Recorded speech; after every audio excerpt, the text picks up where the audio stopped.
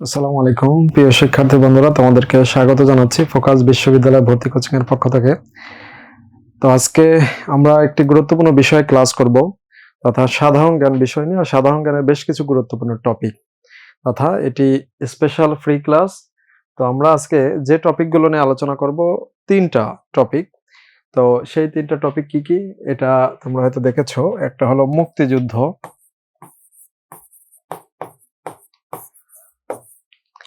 এক, দুই জুলাই গণ অভ্যুত্থান,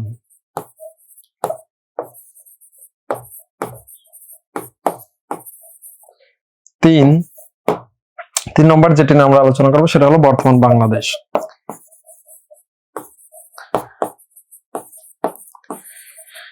তো তোমরা যে ওয়ালাইকুম আসসালাম। তো তোমরা কোথা থেকে কে জয়েন করেছো তোমরা একটু কমেন্টে জানাও যে কোথা থেকে জয়েন করেছো। এবং আজকে যেহেতু তোমাদের সাথে এটি প্রথম ক্লাস, তো আমার পরিচয় দিয়ে নিচ্ছি। আমার নাম ইউসুফ তোরাস। আমি ঢাকা ইউনিভার্সিটি থেকে পড়াশোনা শেষ করেছি, অনার্স মাস্টার্স, এবং বর্তমান 43তম বিসিএস এডুকেশন ক্যাডারে কর্মরত আছি। তো তোমরা আজকে মূলত আমরা যে নীলফামারী থেকে জয়েন করেছো, তো আমরা শুরু করব। তো দেখো, আমরা মোটা থেকে প্রথমে যে কনসেপ্টটা বলে নিলাম যে আমাদের ঢাকা ইউনিভার্সিটির অ্যাডমিশন টেস্টে যদি পরীক্ষার প্রশ্ন অ্যানালাইসিস করো, দেখবা যে প্রত্যেক বছরেই মুক্তিযুদ্ধ থেকে কোশ্চেন থাকে। মুক্তিযুদ্ধ মাস্ট আসবেই। তো সেই মুক্তিযুদ্ধের ক্ষেত্রে আমরা যদি এখন দেখি যে এই যে আজকে আমরা যেটা মুক্তিযুদ্ধ এই বিষয়টা একটু আলোচনা করব। এরপরে জুলাই গণঅভ্যুত্থান, যেটা গত বছরও প্রশ্ন এসেছে, সেখান থেকে দুইটা। তো এটাও কোশ্চেন আসবে আশা করা যায়। তো সেই ক্ষেত্রে এইটা টপিকটা। আর একটা বিষয় খেয়াল রাখো, সাম্প্রতিক থেকে, তথা ঢাকা ইউনিভার্সিটির কোশ্চেনে যদি আমরা বলি ডিউ এর যে কোশ্চেন, সেইখানে গত বছরও 30টা কোশ্চেনের মধ্যে 10টা সাম্প্রতিক কোশ্চেন ছিল। তার আগের বছরের 30টার মধ্যে ছিল 8টা। তার আগের বছরের 30টার মধ্যে ছিল 12টা। এরকম আর কি। তার মানে খেয়াল করো, এই যে এত বেশি সংখ্যক কোশ্চেন সাম্প্রতিক থেকে আসে। তো তার মধ্যে আমরা একটা বিষয় আজকে আলোচনা করব যে বর্তমান বাংলাদেশ, যেহেতু আমাদের বর্তমান বাংলাদেশে অনেক কিছু ঘটেছে, নির্বাচন হয়ে গেছে, নতুন সরকার হয়েছে, এবং এখন আমাদের এই যে বর্তমান যেভাবে চলছে, তা যা কিছুই নতুন কিছু হচ্ছে, এগুলো সাম্প্রতিকে পরীক্ষা প্রশ্ন আসতে পারে। তো ওকে, তাহলে আমরা শুরু করি। আজকে আমাদের শুরুতেই মুক্তিযুদ্ধ এই টপিকটা আমরা একটু দেখব। তো তোমরা দেখো যে মুক্তিযুদ্ধ সম্পর্কে আমরা সবাই কম বেশি জানি। তো সেইটাই মুক্তিযুদ্ধ ও স্বাধীন বাংলাদেশের অভ্যুদয়। তো এইখানে শুরুতে আমরা দেখতে পাচ্ছি যে এক নজরে 1971। খেয়াল করা যাক, আমরা সবাই জানি যে আমাদের দেশ স্বাধীন হয়েছিল 1971-এ মুক্তিযুদ্ধের মাধ্যমে। তো এই 71-এ মুক্তিযুদ্ধ কেন হয়েছে, কিভাবে হয়েছে, কম বেশি সবাই একটা আইডিয়া আমাদের জানা আছে। তবে আমরা শুরুতে একটু এক নজরে 1971 সালে কি ঘটেছিল সেটা আমরা দেখে নেই। শুরুতে আমরা জানি যে 1970 সালে, মানে সবার আগে হয়েছিল 1969-এ গণ অভ্যুত্থান। তো এই গণ অভ্যুত্থানে তৎকালীন যে সরকার ছিল, স্বৈরাচার আইয়ুব সরকারের পতন হয়। তো তখন একটা মানে ইন্টারিম গভর্নমেন্টের মতো ইয়াহিয়া খান আসলো। সে বলল সে নির্বাচন দিয়ে ক্ষমতা দিয়ে চলে যাবে। তো নির্বাচন হলো কবে? 1970-এ। তো সেই নির্বাচন হয়ে যাওয়ার পরেও ক্ষমতা হস্তান্তর হয় নাই। মানে নির্বাচন হলেই তো আমরা সবাই জানি দ্রুত ক্ষমতা হস্তান্তর হয়, কিন্তু সেটা হয় নাই। এই না হওয়ার কারণে মূলত এইখানে একদম রাজনৈতিক পরিবেশ উত্তাল হতে শুরু করে। এই উত্তালের সময় থেকেই মূলত আমাদের মুক্তিযুদ্ধের ঘটনা শুরু হয়। জি, সুনামগঞ্জ থেকে। যে তাহলে আমরা এতে দেখো আমরা শুরু করছি তাহলে এক নজরে 1971। তো ঘটনাটা কি? 1971-এর যে নির্বাচন হয়েছিল, এই নির্বাচনের ফলে সংসদ অধিবেশন, এই সংসদ অধিবেশনের আহ্বান ছিল, সংসদ অধিবেশন হওয়ার কথা ছিল 3 মার্চ। 3 মার্চ 1971। কিন্তু ঘটনা হলো 3 মার্চ 1971-এর ওই অধিবেশনটা মূলত স্থগিত করে দেওয়া হয়। স্থগিত করে দেওয়া হয় যে এই অধিবেশন হবে না। কবে ঘোষণা দেওয়া হয়? 1 মার্চ এটা বলে দেওয়া হয় যে অধিবেশন হবে না। বিধায় তখনই আন্দোলন শুরু হয় পূর্ব বাংলায় তথা আমাদের এই বাংলাদেশে। তো খেয়াল করা যাক, তার মধ্যে এইটার পরিপ্রেক্ষিতে 2 মার্চে যে স্বাধীনতার প্রথম পতাকা উত্তোলন, এই পতাকা উত্তোলন হয় বাংলাদেশের। সেটা কোথায়? ঢাকা বিশ্ববিদ্যালয়ের বটতলায়। এই যে সেই বটতলা। তো এই বটতলা কিন্তু তুমি ঢাকা ইউনিভার্সিটিতে চান্স পেলেই এই বটতলা, মানে এক কথা অভিযোগ আমাদের যেটা অপরাজয় বাংলার একদমই সামনে, কলা ভবনের সামনে। তো এই সেই বটতলায় যেখান থেকে পতাকা উত্তোলন হয়েছিল। আর কে করেছিল? ডাকসুর তৎকালীন ভিপি আসম আব্দুর রব। তার মানে এই দেখতে পাচ্ছ, ডাকসুর ভিপিরা সবসময় কোনো না কোনো ভূমিকা রাখে। তার মানে ওই সময়ে তৎকালীন আব্দুর রব ছিল আর কি। তো এই বটতলাতে কিন্তু এখনো দেখবা যে যত আন্দোলন হয় ওই অপরাজয় বাংলায় বটতলা ওখান থেকেই হয়। এবং মজার বিষয় হলো 1971 মুক্তিযুদ্ধের সময় এই পাকিস্তান সেনাবাহিনী এই বট গাছের উপর খেপে গিয়েছিল, বলছি এইটাই মূল, এর আগে সাইজ করতে হবে। তার মানে এই বট গাছকে তারা কেটে ফেলছিল, যে বট গাছ কেটে ফেলতে হবে, এই বট গাছই সবকিছুর মূল, এই বটের থেকে আন্দোলন। তো বট গাছ কেটে ফেলছিল, তাহলে এই যে আমরা যে এখন বট গাছ দেখি, এই বট গাছ কোথা থেকে আসছে, মানে এখন যে বট গাছ, এটা মূলত এটারও একটা ইতিহাস আছে, যে আমাদের 1971 মুক্তিযুদ্ধে যে আজকে আমরা যে পড়বো এর মধ্যে দেখবো যে কিছু বিদেশি আমাদের পক্ষে ভূমিকা রেখেছিল। তার মধ্যে একজন ছিল আমেরিকার সিনেটর এডওয়ার্ড এম কেনেডি। এ ছিল জন এফ কেনেডি সাবেক প্রেসিডেন্ট, তার ছোট ভাই। তো ওই লোক আমাদের পক্ষে ভূমিকা রেখেছিল। তো 1971 মুক্তিযুদ্ধের পরে যখন 72 সালে এই লোক বাংলাদেশে এসেছিল, তো এসে বললো এই যে বটতলা, সেই ঢাবির বটতলা সেটা কই, এখন দেখে যে এই বট গাছ তো নাই, কেটে ফেলছে। তখন তিনি নিজে একটা বটের বৃক্ষ মানে বটের চারা লাগিয়ে দিয়ে গিয়েছিলেন, যারা এই বট গাছ লাগবে। ঘটনাক্রমে এই বট গাছ কিন্তু আজকে সেই বিশাল বড় বট গাছ হয়েছে, এবং সেটাই এইটার হলো সেই বট গাছের ইতিহাস। তো যাই হোক, সেই বটতলা থেকেই মূলত এই পতাকা উত্তোলন হয়, আর সেটা হলো বাংলাদেশের পতাকা দিবস। ওকে, আচ্ছা এবার আসি 3 মার্চে। 3 মার্চের এক নজরে ঘটনার মধ্যে 3 মার্চে স্বাধীনতার ইশতেহার ঘোষণা করেছিলেন শাহজাহান সিরাজ, ছাত্রনেতা শাহজাহান সিরাজ। আর এই দিনে প্রথম শহীদ হয়েছিলেন, মারা গিয়েছিলেন রংপুরের শঙ্কু সমজদার। খেয়াল করা যাক, এই যে রংপুরকে বলা হয় যে এটা হলো মূলত সব সময় যে কোনো আন্দোলনে বড় একটা ভূমিকা রাখে রংপুর। এবং খেয়াল করা যাচ্ছে মুক্তিযুদ্ধেরও প্রথম শহীদ শঙ্কু সমজদার রংপুরের। আবার 24শে জুলাই গণ অভ্যুত্থানের প্রথম শহীদ রংপুরের। ব্রিটিশদের বিরুদ্ধে প্রথম আন্দোলন হয়েছিল ফকির সন্ন্যাসী আন্দোলন, সেটাও ওই রংপুর মানে উত্তরবঙ্গ কেন্দ্রিক। তার মানে এই রংপুর বা উত্তরবঙ্গ এই সাইডের লোকজন যে কোনো আন্দোলন সংগ্রামে এগিয়ে থাকে। ওকে, তো এটা আমরা দেখতে পাচ্ছি। এরপর 19 মার্চ প্রথম সশস্ত্র প্রতিরোধ। ওকে, এটা পরীক্ষায় প্রশ্ন আসে যে মুক্তিযুদ্ধের প্রথম সশস্ত্র প্রতিরোধ কোথায়, গাজীপুরের জয়দেবপুরে। ওকে, আচ্ছা দেখে তোমরা একটা কোশ্চেনের আনসার দিতে পারো কিনা, যে এই যে মুক্তিযুদ্ধের প্রথম সশস্ত্র প্রতিরোধকে স্মরণ করার জন্য একটা ভাস্কর্য আছে, এবং সেটা মুক্তিযুদ্ধের প্রথম ভাস্কর্য। বলো সেটার নাম কি? মুক্তিযুদ্ধের প্রথম ভাস্কর্যের নাম কি? ওকে, এটার অ্যান্সার দিবা। মুক্তিযুদ্ধের প্রথম ভাস্কর্যের নাম কি? ওকে, আমি কিন্তু একটা হিন্টস দিয়ে দিছি যে ওটা কিন্তু সশস্ত্র প্রতিরোধ কে কেন্দ্র করেই মূলত ওইটাকে স্মরণ করার জন্য মূলত এই ভাস্কর্যটা করা হয়েছে, এবং ঢাকা বিশ্ববিদ্যালয় ভর্তি পরীক্ষা এটা এসেওছে এই ভাস্কর্য। এই যে আনসার হয়েছে শাহরিয়ার শিমুল, ধন্যবাদ। জাগ্রত চৌরঙ্গী, জাগ্রত চৌরঙ্গী যেটা, এটাই কিন্তু মুক্তিযুদ্ধের প্রথম ভাস্কর্য। এটা হলো গাজীপুরের জয়দেবপুরে, মানে এটা চৌরাস্তা মোড়ে আর কি। হ্যাঁ, গাজীপুরের এই যেটা জাগ্রত চৌরঙ্গী, এটাই মুক্তিযুদ্ধের প্রথম ভাস্কর্য। কি উপলক্ষে? এই প্রথম সশস্ত্র প্রতিরোধ এটাকে কেন্দ্র করে। আচ্ছা, এরপরে বিদেশে প্রথম পতাকা উত্তোলন হয়েছিল কলকাতাতে। এই যে বাংলাদেশের প্রথম পতাকা উত্তোলন করেছিলেন, এটা হলো এম হোসেন আলী। তিনি পাকিস্তানের মূলত ডেপুটি হাই কমিশনার ছিলেন, কিন্তু তিনি বাংলাদেশের পক্ষে যোগ দিয়েছিলেন। তিনি বাঙালি ছিলেন। আর 16ই ডিসেম্বর তো পাকিস্তান সেনাবাহিনী আত্মসমর্পণ করে আর বাংলাদেশের বিজয় হয়। ওকে, তারপরে এটা একটা সংক্ষিপ্ত ভাবে এক নজরে। তো আমরা এখন এইগুলোর একটু বিস্তারিত দেখবো, তারা মুক্তিযুদ্ধ কিভাবে শুরু হলো, কি কি হলো না হলো সেই ঘটনার দিকে আমরা আগাবো। আচ্ছা, এরপর 7 মার্চের ভাষণ আছে। তো 7 মার্চের ভাষণে আমরা দেখি যে এই যে মানে শেখ মুজিবুর রহমান ঐতিহাসিক রেস কোর্স ময়দান মানে সোহরাওয়ার্দী উদ্যানে এই ভাষণ প্রদান করেছিলেন। তো ভাষণের বিষয় ছিল 4টা, মানে এই যে মূল বিষয় ছিল 4টা। সামরিক আইন প্রত্যাহার, এটা ছিল 1।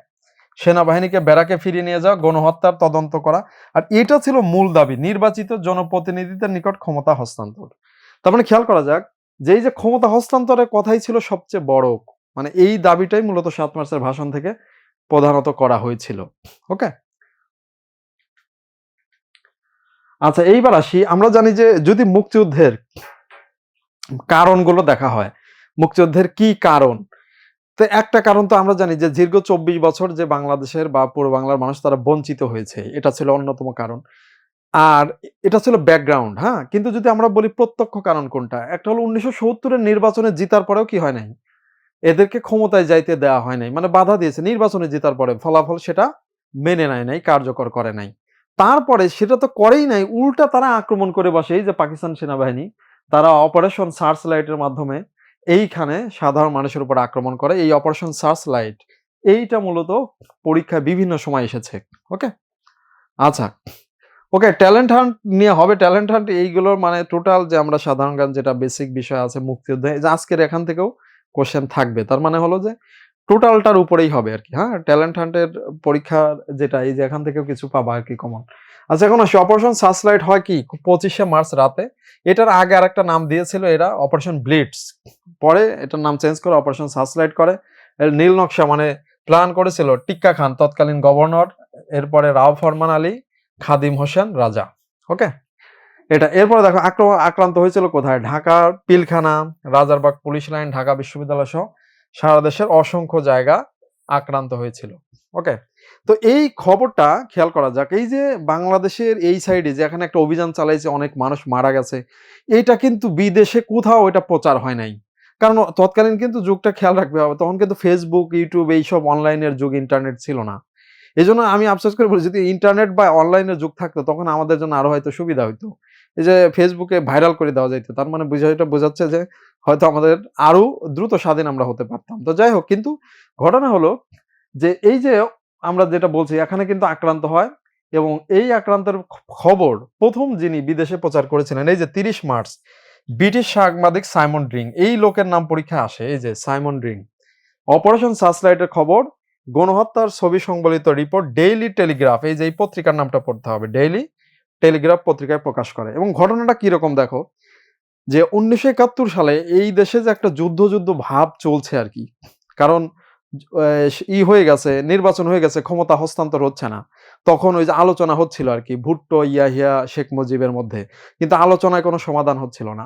ঠিক এই সময়ে পাকিস্তান সরকার একটা ঘোষণা দেয় যে পূর্ব পাকিস্তানে অবস্থিত যারা বিদেশি নাগরিক ও সাংবাদিক আছে, তারা যাতে অবিলম্বে এই দেশ ছাড়ে। তার মানে এক কথায় এখানে থাকা যাবে না। তো এরকম অবস্থায়, এবং এখানে একটা বিশেষ ফ্লাইটও হয়েছিল যে থাইল্যান্ডে, ব্যাংককে এদেরকে একেবারে একটা বিমানে করে পাঠায়। ওখান থেকে যার যেকোনো দেশে ইচ্ছা চলে যাক। ঠিক ওই সময় এই ঢাকাতেই অবস্থান করছিলেন একজন বিদেশি সাংবাদিক, এই যে সাইমন ড্রিং। তো এই লোক ছিল হলো যুদ্ধ সাংবাদিক। ডেইলি টেলিগ্রাফের দক্ষিণ এশিয়া প্রতিনিধি। মানে কোথাও যুদ্ধ বাঁধলে সেখানে সে মানে খবর সংগ্রহ করবে। এখন সে দেখতেছে কিরে ভাই এতদিন ছিলাম, এতদিন তো যুদ্ধ ছিল না। মনে হচ্ছে কালকে থেকে কিছু একটা হবে। তো এখন যদি আমি চলে যাই তো তাহলে তো হইল না। তো ও কি করছে, এই যে হোটেল ইন্টারকন্টিনেন্টাল যেটা হলো এই যে আমাদের শাহবাগের এখানে, ওই হোটেলে ছিল, ওখানকার সে ওই যে বাবুর্চির যে গুদামঘর ওখানে সে লুকাইছে, পলাইছে। মানে ওখানে পলায় যে যায় নাই, দেশ ছাড়ে চলে যায় নাই। এখানে থেকে ২ দিন ওখানে ছিল। থাকার পরে তারপরে ২৭ মার্চে, মানে পরে ২৭ মার্চে সে বের হয়ে তখন দেখে যে এই ধরনের হত্যাকাণ্ড হয়েছে। আর সেইটারই ছবি মূলত সে এই যে পাঠায়, এবং সেটা একটা ৩০শে মার্চে ডেইলি টেলিগ্রাফ পত্রিকায় শিরোনাম হয় tank crush revolt in East Pakistan. তারপরে খেয়াল করো এই সাইমন ডিং এর একটা অবদান আছে। সাইমন ডিংকে কিন্তু বাংলাদেশের নাগরিকত্ব দেওয়া হয়েছিল পরে। ওকে, উনি মারা গেছেন ২০১৬-১৭ সালের দিক থেকে। ঠিক আছে? ওকে। তাহলে এখন আসো, এরপরে এদেশের মানুষ চাই না মাটি চাই, এই কথা বলেছিল টিক্কা খান। ওকে, সে অপারেশন সার্চলাইটের সময় কথা বলেছিল। ওকে, তাহলে আমরা একটু আগাই। এরপর আসে স্বাধীনতার ঘোষণা, যেটা বাংলাদেশে এটা নিয়ে অনেক কি হয়েছে, মানে জলঘোলা হয়েছে। কিন্তু হ্যাঁ, এখন কিন্তু আমাদের ওই 9-10 এর বইয়েও এটা উল্লেখ করা আছে। এটাই এখানে আছে যে ২৬শে মার্চ কালুরঘাট বেতার কেন্দ্র থেকে ৮ম ইস্ট বেঙ্গল রেজিমেন্টের মেজর জিয়াউর রহমান প্রথমে নিজ নামে, পরে শেখ মুজিবুর রহমানের পক্ষে স্বাধীনতার ঘোষণা করেন, যা পরবর্তীতে স্বাধীন বাংলা বেতার কেন্দ্র হতে ব্যাপকভাবে প্রচারিত হয়। তার মানে জিয়া রহমান যে ঘোষণাটা দিয়েছিলেন ওইটাই মূলত ব্যাপকভাবে প্রচার করা হয়েছিল। ওকে, এবং পরবর্তীতে এটাই স্বাধীনতার ঘোষণা হিসাবে মূলতই করা হয়। আর অফিসিয়ালি বাংলাদেশের স্বাধীনতার ঘোষণাপত্র, এটার আনসার দাও, যে বাংলাদেশের স্বাধীনতার ঘোষণাপত্র জারি করা হয় কবে? এটা তো স্বাধীনতার ঘোষণা, তাহলে ঘোষণাপত্র কবে হয়? আনসার দাও, ঘোষণাপত্র। ঘোষণাপত্র কবে হয়েছে আনুষ্ঠানিকভাবে? হ্যাঁ, আচ্ছা, আমি টপিক বলবো আর কি, শেষের দিকে বলবো আর কি।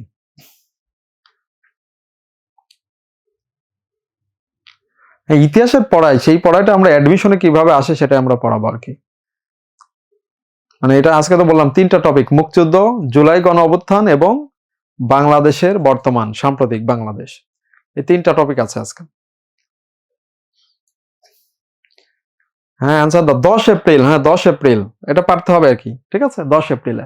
তো আমরা দেখো আমরা একটু দ্রুত আগাবো, যেহেতু এটা কিন্তু আমরা মানে যেটুকু একটু ইম্পর্টেন্টের আলোকে ওইভাবে আমরা পড়াচ্ছি, পুরাটা হয়তো আজকে মুক্তিযুদ্ধের পুরাটা আমরা পড়বো না, মানে মুক্তিযুদ্ধের অন্যান্য অনেক আর কিছু আছে, কিন্তু আমরা যতটুকু পারা যায় সেটুকু পড়বো। তো খেয়াল করা যাক, স্বাধীন বাংলা বেতার কেন্দ্র এইটাকে বলা হতো দ্বাদশ সেক্টর। এটা স্থাপন করা হয় সবার আগে চট্টগ্রামের কালুরঘাটে। এরপর দেখা যাচ্ছে দুটি দেশের স্বাধীনতার আছে, ঘোষণাপত্র আছে পৃথিবীতে, মাত্র দুইটা, একটা বাংলাদেশ, একটা যুক্তরাষ্ট্র। তাহলে তো বোঝা যাচ্ছে পৃথিবীতে আসল পরাশক্তি রাষ্ট্র দুইটা, যারা ঘোষণা দিয়ে যুদ্ধ করে মারামারি করে স্বাধীন হয়েছে। বর্তমান পরাশক্তি আমেরিকার, ফিউচার পরাশক্তি বাংলাদেশ। বোঝাই যাচ্ছে আমাদের বয়স কম দেখে এখনো পরাশক্তি হইতে পারিনি, কিন্তু বয়স যেই বাড়বে তাহলে আসবে দেখালে আমরাও পরাশক্তি হয়তো হতে পারি নাকি, যেহেতু আমেরিকা ধীরে ধীরে বিদ্ধ হয়ে যাবে, তখন আমরাই হবো আসল শক্তি। তো যাই হোক, এরপরে আসি, স্বাধীন বাংলা বেতার কেন্দ্র থেকে আমাদের মুক্তিযুদ্ধের জন্য অনুপ্রেরণাদায়ক বেশ কিছু প্রোগ্রাম ছিল। সেটা হলো, একটা ছিল জল্লাদের দরবার, ওকে, চরমপত্র, এরকম আরো কয়েকটা ছিল। এরপরে হলো পিন্ডির প্রলাপ, এইগুলো আর কি, বজ্রকণ্ঠ, এইগুলা। তো চরমপত্র পাঠ করতেন এম আর আক্তার মুকুল, এই নামটা পরীক্ষা আসে। জল্লাদের দরবার পরিচালনা করতেন কল্যাণ মিত্র, ওকে। মুক্তি বাহিনীকে উদ্দীপনা দেওয়ার জন্য প্রচারিত হতো জাগরণী গান। এই জাগরণী গান অনেকগুলো ছিল আর কি, ঠিক আছে। এই যে মানে আমার সোনার বাংলা, তারপরে ছিল হলো কারারই লৌহ কপাট, এই যে কাজী নজরুলের এই গান, এগুলো ছিল হলো জাগরণীমূলক গান, ওকে। তো এরপরে আমরা দেখি, তো বাংলাদেশের খেয়াল করা যাক, 26শে মার্চ তো আমাদের দেশে যুদ্ধ শুরু হয়ে গেছে, তখনও কিন্তু কোনো সরকার হয় নাই, ওকে। তো সরকারটা হলো কবে, সেটা ভারতে যে, সেটা হলো 10 এপ্রিল। 10 এপ্রিলে, এই যে এখানে 10 এপ্রিল 1971 সালে সরকার গঠন হয় আগরতলায়। এখানে মন্ত্রণালয় ছিল 12টি। এরপরে শপথ গ্রহণ হয় 17 এপ্রিল, এটা হলো বাংলাদেশের ওই যে মেহেরপুরের মুজিবনগরে, ঠিক আছে। এটা অস্থায়ী প্রবাসী সরকারের নাম ছিল এটা। আর প্রধানমন্ত্রী তাজউদ্দিন আহমেদ, স্বরাষ্ট্রমন্ত্রী ছিল এস এম কামরুজ্জামান। এরপরে পররাষ্ট্রমন্ত্রী খন্দকার মোশতাক। তারপরে হচ্ছে খাদ্য বস্ত্র, মানে অর্থ খাদ্য বস্ত্র, ক্যাপ্টেন মনসুর। আর মন্ত্রী মর্যাদায় প্রধান সেনাপতি ছিল মুক্তিযুদ্ধের প্রধান সেনাপতি, মানে মুক্তি বাহিনীর প্রধান সেনাপতি ছিল হলো আমাদের আতাউল গনি ওসমানী, ঠিক আছে। আচ্ছা, এরপরে এখানে দেখা যাচ্ছে যে সেনাবাহিনীর চিফ অফ স্টাফ ছিল হলো আব্দুর রব। আর অস্থায়ী সরকার ঘোষণাপত্র পাঠ করেন অধ্যাপক ইউসুফ আলী। আর মৌলানা আব্দুল হামিদ খান ভাসানীকে দিয়ে করা হয়েছিল সর্বদলীয় উপদেষ্টা পরিষদ। মৌলানা আব্দুল হামিদ খান ভাসানী ছিল মানে সভাপতি, আহ্বায়ক ছিল তাজউদ্দিন আহমেদ। মানে এটা আমরা জানি, এই জন্য আমি একটু দ্রুত আগাচ্ছি, ওকে। মানে আমরা দ্রুত আগাচ্ছি, কিছু বিষয় আছে যেগুলো হয়তো আমরা জানি না, সেগুলো আমরা একটু বিস্তারিত আলোচনা করব। এই বিষয়গুলো মোটামুটি আমরা সবাই জানি, ঠিক আছে। এবার আসা যাক, এই যে মুজিবনগর সরকারের পক্ষে বহির্বিশ্বে একজন দূত নিয়োগ করা হয়েছিল, তার নাম হলো বিচারপতি আবু সাইদ চৌধুরী। এই খেয়াল করো, আমরা এই বিষয়টা খেয়াল রাখতে হবে, আবু সাইদ চৌধুরীর নাম ইম্পর্টেন্ট। ঢাকা ইউনিভার্সিটির ভিসি ছিলেন তিনি। তার মানে ঢাকা ইউনিভার্সিটির ভিসি ছিলেন 1971 সালে কে, বিচারপতি আবু সাইদ চৌধুরী। কিন্তু যখন অপারেশন সার্চলাইট হয়ে ঢাকা বিশ্ববিদ্যালয়ের ছাত্রদেরকে এরকম অনেককে হত্যা করা হয়, ঠিক ওই সময়ে আবু সাইদ চৌধুরী ছিলেন হলো জেনেভায়, সুইজারল্যান্ডে। তিনি এই খবর জানতে পেরে তিনি সাথে সাথে পদত্যাগ করলেন, যে তিনি আর এই বিশ্ববিদ্যালয়ের ভিসি থাকবেন না। তখন তিনি পদত্যাগ করে তিনি চলে গিয়েছিলেন লন্ডনে। তো বাংলাদেশ সরকার যখন গঠিত হয়, তারা চিন্তা করলো যে আমাদের দেশে যে যুদ্ধ হচ্ছে, তা আমাদের পক্ষে বিশ্বে জনমত তৈরি করার জন্য এবং বিশ্বের অন্যান্য দেশ থেকে আমাদের সাহায্য করার জন্য একজন প্রতিনিধি বা একটা মিশনের প্রধান বা রাষ্ট্রদূত, এমন একজনকে নিয়োগ করতে হবে। ঠিক ওই সময় তখন আবু সাইদ চৌধুরী তো লন্ডনে অলরেডি আসেনি, তখন তাকেই নিয়োগ করা হয়, ওকে। এটা আর কি। আচ্ছা, এরপরে মুক্তিযুদ্ধের সময় মিশনগুলো ছিল অনেকগুলো শহরে, এই যে এখানে আছে। তো এগুলো তোমরা দেখতে পারো যে 5-6টা জায়গায় আমাদের মূলত মিশন ছিল। আর এই যে এম হোসেন আলী, যিনি ডেপুটি হাই কমিশনার, তিনি হলো পতাকা উত্তোলন করেছিলেন, ওকে।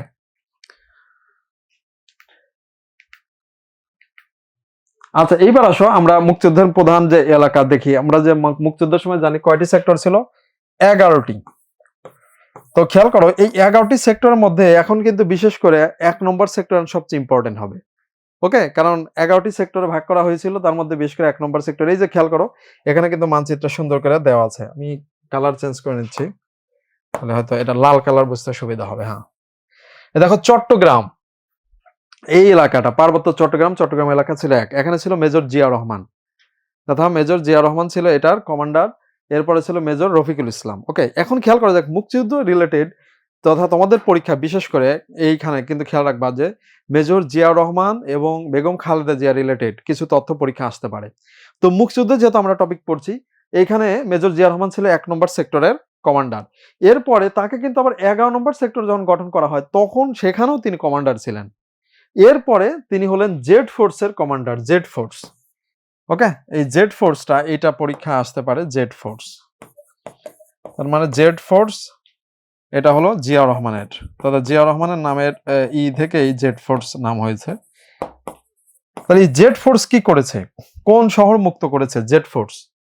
জেড ফোর্স মুক্তিযুদ্ধে সিলেট শহর মুক্ত করে, সিলেট শহর বিজয় করেছিল জেড ফোর্স।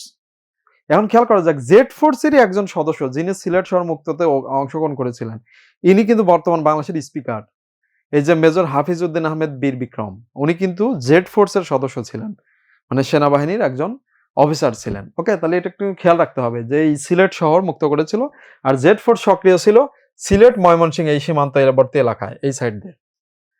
ওকে, তাহলে এটা একটু মনে রাখতে হবে। আচ্ছা, ওকে, এরপরে আমরা যদি 2 নম্বর সেক্টর দেখি, 2-এ কিন্তু ছিল এই যে এইখান থেকে ঢাকা, কুমিল্লা, নোয়াখালী। তার মানে ঢাকা ভেরি ভেরি ইম্পর্টেন্ট হলো, ঢাকা ছিল 2-এ। এখানে খালেদ মোশাররফ, এটিএম হায়দার এটা ছিল কমান্ডার। 3 এটা হলো এই যে দেখা যায় কিশোরগঞ্জ থেকে শুরু করে ঢাকা জেলার কিছু অংশ 3 ছিল, এখানে কমান্ডার ছিল KM শফিউল্লাহ। ওকে, কিন্তু খেয়াল করা যায় এই 3 জনকে নিয়েই পরে ব্রিগেড করা হয়। একটা হলো জেড ফোর্স, এরপরে এখানে হলো কে ফোর্স, এটা হলো এস ফোর্স শফিউল্লাহ।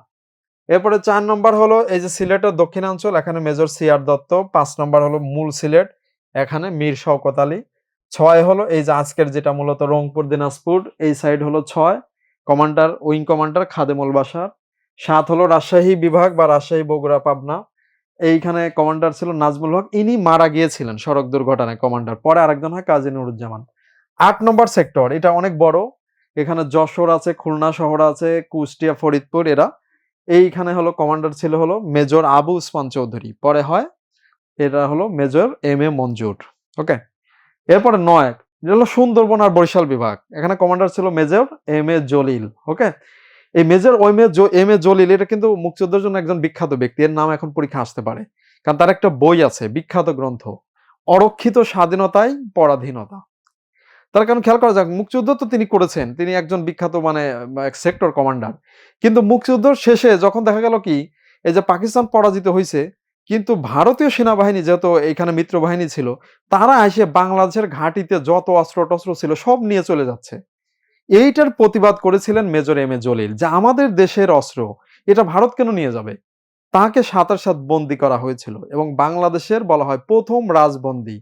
তাহলে খেয়াল করা যাক, একটা দেশ স্বাধীন হওয়ার পরে প্রথম বন্দীটা হয়েছিল কে, যিনি স্বাধীনতার জন্য একটা সেক্টরের কমান্ডার ছিলেন তিনি। তার মানে চিন্তা করা যাক এটা কেমন অবস্থা হইলো আর কি। তো যাই হোক, তার মানে মেজর MA জলিল এটা নিয়ে পরে বই লিখেছেন, অরক্ষিত স্বাধীনতায় পরাধীনতা। ঠিক আছে, আচ্ছা, ওকে, তাহলে এটা হলো 9 নং সেক্টর। 10 নং সেক্টর এটা পরীক্ষা অনেক বেশি আসে, খেয়াল করো 10, যে নৌপথ যত আছে তথা নদী সমূহ, সমুদ্র বন্দর, নদী বন্দর, এইগুলা এই সেক্টরে কোনো কমান্ডার ছিল না, কিন্তু এটা ছিল নৌবাহিনীর সেক্টর। আর এই সেক্টরে একটা গুরুত্বপূর্ণ অভিযান চালিয়েছিল আমাদের মুক্তিযুদ্ধের সবচেয়ে গুরুত্বপূর্ণ অভিযান, অপারেশন জ্যাকপট। এটা আছে অপারেশন জ্যাকপট। ঠিক আছে, খেয়াল রাখবা যে তোমাদের এই যে পরীক্ষাগুলোতে বিভিন্ন অপারেশন আসতে পারে। এই যে এখন বিশ্বে যুদ্ধ যেখানে, এই যে আমেরিকা ইরানে আক্রমণ করেছে, ওই অপারেশনের নাম দিয়েছে অপারেশন এপিক ফিউরি। তার মানে এটা কিন্তু পরীক্ষা আসতে পারে। আবার ধরো ইরান ইসরায়েল ও আমেরিকার বিরুদ্ধে যে আক্রমণ চালাইছে সেটার নাম হলো অপারেশন ট্রু প্রমিস। তার মানে এই যে এটা পরীক্ষা আসতে পারে। আবার দেখো ওই যে হামাস যেটা ইসরায়েল আক্রমণ করেছিল, ওইটা কিন্তু পরীক্ষা 2 বার আসছে, অপারেশন আল আকসা ফ্লাড। ওকে, তার মানে এই যে এই অপারেশন যেগুলো আন্তর্জাতিক যে কোনো যুদ্ধে যে গুরুত্বপূর্ণ অপারেশন, এই অপারেশনের নাম পরীক্ষায় আসে। ঠিক আছে, এটা আর কি অপারেশন জ্যাকপট। ওকে, এটা চালিয়েছিল 10। আর ওই যে 11 নম্বর সেক্টর তো বললাম, 11 নম্বর সেক্টর এই ময়মনসিংহ টাঙ্গাইল অঞ্চল, এটা শুরুতে ছিল মেজর জিয়া রহমান, পরে হয় মেজর আবু তাহের। ওকে, তাহলে খেয়াল করো এটা হলো আমাদের মুক্তিযুদ্ধকালীন টোটাল 11টা সেক্টরে ভাগ করে যুদ্ধ করা হয়েছিল। তাহলে আমরা একটু সামনে আগাই এবং সেক্টর কমান্ডার নামগুলো বললাম, এগুলোর পরে আমরা একটু সামনে আগাবো। আচ্ছা, এই যে অপারেশন জ্যাকপট যেটা আমরা কথা বললাম এখানে সেটা বিস্তারিত, এই যে দেখো 15 আগস্ট মধ্যরাতে ওকে, এইটা চালানো হয়েছিল। এবং খেয়াল করো এই অপারেশন জ্যাকপট যেটা, এটা কিন্তু মানে আমাদের মুক্তিযুদ্ধের অন্যতম টার্নিং পয়েন্টের এই যুদ্ধ ছিল। কারণ এর আগে এত বড় কোনো অভিযান হয়নি। অপারেশন জ্যাকপটটা কিভাবে হলো দেখো, যে আমাদের মুক্তিযুদ্ধ চলাকালীন সময়ে বাংলাদেশের কোনো নৌবাহিনী ছিল না, কিন্তু তাহলে নৌবাহিনী নাই, তারপরে অপারেশন জ্যাকপট কিভাবে হলো? সেটা হলো কিভাবে, পাকিস্তান নৌবাহিনীর কিছু অফিসারকে পাকিস্তান পাঠাইছে ফ্রান্সে ট্রেনিং দেওয়ার জন্য। তো ট্রেনিং নেওয়ার জন্য প্রায় ৭৬ জনকে পাঠাইছে, তার মধ্যে ৮ জন ছিল বাঙালি অফিসার। তে ওরা ট্রেনিং মেনিং ভালো করে নিচে, ট্রেনিং নেওয়া যখন শেষ, এখন দেখছো ওই ৮ জনকে খুঁজে পাওয়া যাচ্ছে না, ওরা পালাইছে। মানে পালাইছে মানে হলো তারা আর পাকিস্তানের পক্ষে থাকবে না, তারা অলরেডি পালিয়ে আশ্রয় নিছে হলো এই যে ওখানে দূতাবাসে। ওইখান থেকে তারা বলছে যে তারা বাংলাদেশের পক্ষে যুদ্ধ করবে, তাদেরকে দ্রুত যাতে কলকাতায় পাঠানো হয়। সেখান থেকে তারা কলকাতায় এসে এদের নেতৃত্বেই পরে এই যে অপারেশন জ্যাকপট হয়। তার মানে চিন্তা করো যে ট্রেনিং মেনিং সব নিল হলো পাকিস্তানের ওখান থেকে, কিন্তু আইসা অভিযান চালায় দিছে এখানে। তার মানে এটাই হলো আমাদের এই যে অপারেশন জ্যাকপট। ওকে, মুক্তিযুদ্ধের সময় এটা করা হয়। এবং বিভিন্ন ধরনের যে জাহাজ ছিল পাকিস্তানে, সেই জাহাজগুলো মূলত কি করা হয়েছিল, এগুলা মানে ডুবিয়ে দেওয়া হয়েছিল। ওকে, এটা আর কি, এই যে এই যত নদী বন্দর এগুলো ছিল আর কি। ওকে, আচ্ছা, তো অপারেশন কিলো ফ্লাইট এখানে আছে, দেখো যে বিমান বাহিনী কর্তৃক চালানো হয়েছিল কিলো ফ্লাইট। বাংলাদেশের বিমান বাহিনী কর্তৃক অপারেশন কিলো ফ্লাইট পরিচালিত হয়।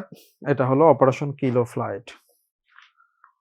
আচ্ছা, অন্যান্য বাহিনী যেগুলো আঞ্চলিক বাহিনী, বিভিন্ন এলাকায় কিছু আঞ্চলিক ব্যক্তিদের নেতৃত্বে গড়ে উঠেছিল, যেমন কাদের সিদ্দিকী ছিল টাঙ্গাইলে কাদেরিয়া বাহিনী। এরপর দেখা যাচ্ছে হেমায়েত বাহিনী ফরিদপুর বরিশাল, আফসার বাহিনী ময়মনসিংহ আকবর মাগুরা, রফিক বাহিনী বাগেরহাট, হালিম বাহিনী মানিকগঞ্জ, লতিফ মির্জা সিরাজগঞ্জ, বাতেন হলো টাঙ্গাইল। তাহলে আঞ্চলিক বাহিনীগুলোর নাম একটু মনে রাখতে হবে। ওকে, ক্র্যাক প্লাটুন, এই ঢাকা শহরে মানে যারা কিছু তরুণ ছিল তারা যুদ্ধ করেছিল ঢাকা শহরের যারা স্থানীয়, কারণ এরা ছদ্মবেশে যুদ্ধ করেছে। এই যে ক্র্যাক প্লাটুন, এই দেখো মুক্তিযুদ্ধের সময় ছাত্র যুবকদের নিয়ে এই বাহিনী ২ নং সেক্টরের অধীনে মানে এটিএম হায়দারের তত্ত্বাবধানে যুদ্ধ করে। এরা হলো হিট অ্যান্ড রান।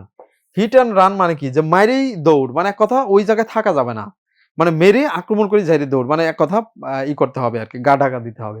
তো এরকম অভিযান ছিল কয়টা, ৮২টি।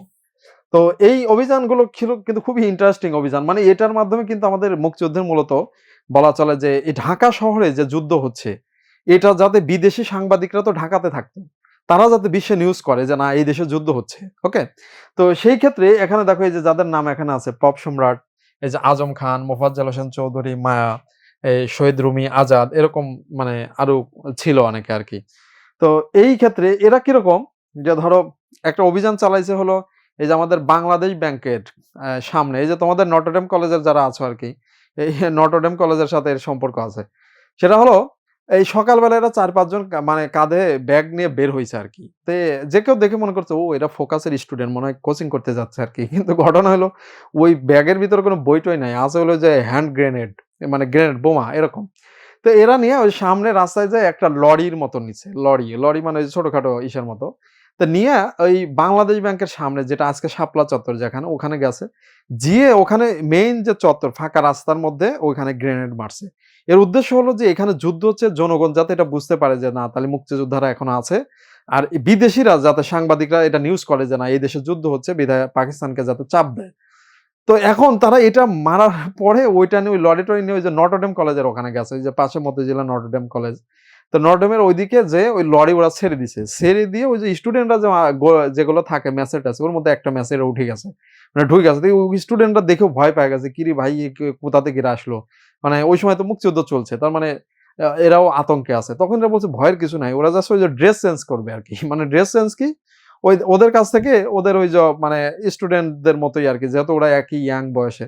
ওই কিছু মানে যে ড্রেস মানে হয়তো শার্ট, টি-শার্ট এগুলো পইড়া এরা আবার বের হয়ে ওইখানে গেছে যেখানে মাইরে আসছে, ওই যে বাংলাদেশ ব্যাংকের সামনে।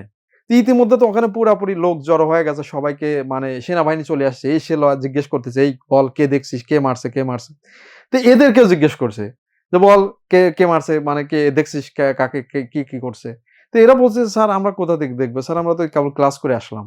আর স্যার এই যে এইভাবে এত মানে হামলা হচ্ছে, তো স্যার আমরা পড়াশোনায় মনোযোগ দিতে পারছি না। স্যার দেখেন কিছু করা যায় কিনা?" তার মানে নিজেই মাইরিয়া নিজেই নালিশ জানায় আসছে। উদ্দেশ্য ছিল কি? যাতে কেউ এদেরকে সন্দেহ না করে। মানে এইভাবে অভিযান চালাইতো আরকি। বুঝতে পারছো? যে এইটার নামই ছিল ক্র্যাক প্লাটুন, যারা এইভাবে মুক্তিযুদ্ধ করেছিল। ঠিক আছে? হ্যাঁ, এই যে ৭১ দিনগুলোতে রুমির ঘটনা আছে আর কি। রুমি এটা হলো ক্র্যাক প্লাটুনের সদস্য। ওকে, তাহলে দেখো এইখানে কিন্তু আমাদের মুক্তিযুদ্ধ শেষে ওই যে শেষের দিকে ভারতের সাথে মিত্র বাহিনী হয় ২১ নভেম্বর। এই যে এটা কিন্তু একটা কোশ্চেন আসছিল যে বাংলাদেশের সশস্ত্র বাহিনী দিবস যে কোনটি এবং সশস্ত্র বাহিনী দিবস মানে সশস্ত্র বাহিনী প্রতিষ্ঠিত হয়েছে কবে? যে এটাই কিন্তু সশস্ত্র বাহিনী প্রতিষ্ঠা দিবস। প্রত্যেক বছর দেখবে এখানে প্রোগ্রাম হয় ২১ নভেম্বরে। ওকে, এটা আর কি ২১ নভেম্বর ১৯৭১। আচ্ছা, কমান্ডার ছিলেন জগজিৎ সিং অরোরা। এ হলো ভারতের কমান্ডার। আর পাকিস্তান আত্মসমর্পণ করে রেসকোর্স ময়দানে।